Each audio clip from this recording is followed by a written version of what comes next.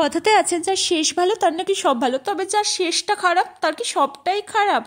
সেদিন আমি আর প্রতিদেব তো শুরুটা ভীষণ ভালোভাবে করেছিলাম। ছিল সানডে, প্রতিদেবের ছুটি ছিল, তাই আমরা দুজনে মিলে গেছিলাম লোটাস টেম্পল। পাশে একটা ইস্কন মন্দিরেও গেছিলাম, যেখানে সন্ধ্যাটা আমাদের ভীষণ ভালো কেটেছিল।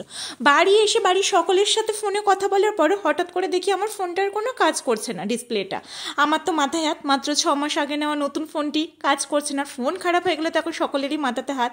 ফোনের ডক্টরের কাছে নিয়ে যাওয়াতে জানা গেল ফোনের ডিসপ্লেটা খারাপ হয়েছে। ওয়ারেন্টি টাইম ছিল, তাই একদম ফ্রিতেই ঠিক হয়ে গেছে, ঠিক কথা। কিন্তু পরের দিন যখন আমি ফোনটা আনতে যাই, সবার আগে আমি চেক করছিলাম ফোনটা হাতে পাওয়ার পর আমার সমস্ত কিছু ডেটা আছে কিনা। সমস্ত কিছু ডিলিট হয়ে গেছে, ফটো ভিডিও সব কিছু। এমনকি লাস্ট যে আমি ঘুরতে গেছিলাম, অনেক ভিডিও করেছিলাম, সেগুলোও ডিলিট হয়ে গেছে। তাই মনটা তো আমার ভীষণ খারাপ হয়ে গেছিলো। তাই আমার মনটা খারাপ দেখে প্রতিদেব বলে, চলো তোমাকে নতুন একটা ফোনের কভার কিনে দিই। তাই আমি একটা নতুন ফোনের কভার নিয়ে চলে গেছিলাম ফুচকা খেতে, মন ভালো করার জন্য। আর আজ পর্যন্ত আমি যত ফুচকা খেয়েছি, সেদিনে সেই ফুচকাটাই বেস্ট ছিল দিল্লির মধ্যে, একদম কলকাতা স্টাইলে আলু মেখেছিল।